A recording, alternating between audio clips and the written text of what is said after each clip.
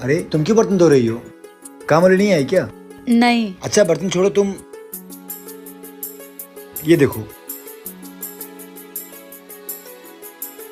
कैसा है? बहुत अच्छा है। हाँ पापा, मैं पेपर ही पढ़ रही थी। ठीक है, आज साइन करके भिजवाती हूँ आपको।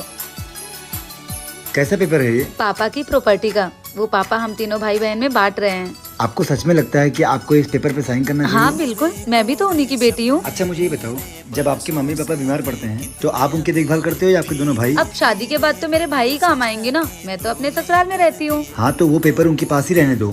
अगर कल का कुछ हो गया तो वही काम आएगा ना उनके।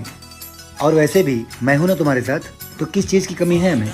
हमें इस प्रॉपर्टी की कोई जरूरत नहीं है। अच्छा ठीक है, ये पेपर मैं पापा को वापस दे दूंगी और बोल दूंगी कि मुझे ये प्रॉपर्टी नहीं चाहिए, आप इनको भाइयों में ही बांट दो। ये हुई ना बात।